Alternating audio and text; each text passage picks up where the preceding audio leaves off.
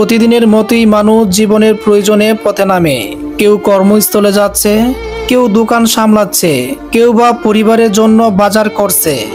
ফেনীর দাগনভূঞা উপজেলার সিলোনিয়া বাজারে চলছিল তেমনি স্বাভাবিক ব্যস্ততা।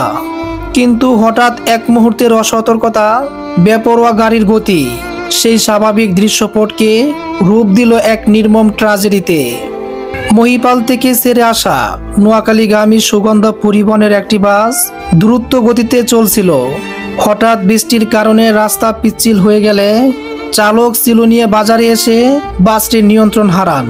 মুহূর্তের মধ্যে বাসটি নিয়ন্ত্রণ হারিয়ে রাস্তার পাশে থাকা একটি বৈদ্যুতিক খুঁটিকে ধাক্কা দেয়। এরপর উল্টে গিয়ে স্থানীয় এক দোকানে পড়ে। ঘটনাস্থলেই একজন পুরুষ, দুইজন নারীর প্রাণ হারান।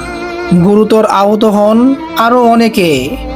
এক মুহূর্তের বেপরোয়া গতি কেড়ে নিল 3টি তাজা প্রাণ, ভেঙে দিল কয়েকটি পরিবারের স্বপ্ন। সড়ক দুর্ঘটনার প্রধান কারণ হচ্ছে অদক্ষ অসচেতন চালকদের বেপরোয়া গাড়ি চালানো, অতিরিক্ত গতি এবং ট্রাফিক আইন না মানার প্রবণতা এই দুর্ঘটনাগুলোকে আরও বাড়িয়ে তুলছে। সুতরাং জীবনের ঝুঁকি এড়িয়ে চলতে আমাদের সকলকে রাস্তাঘাটে চলার পথে সর্বদা সতর্ক সচেতন থাকতে হবে।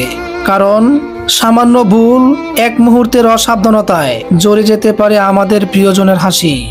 জীবন একটাই, সতর্ক থাকুন, নিজে বাঁচুন, অন্যকে বাঁচান। আমরা প্রাণ খুলে দোয়া করি, নিহতদের আত্মার মাগফিরাত কামনা করি এবং আহতদের দ্রুত আরোগ্য কামনা করি।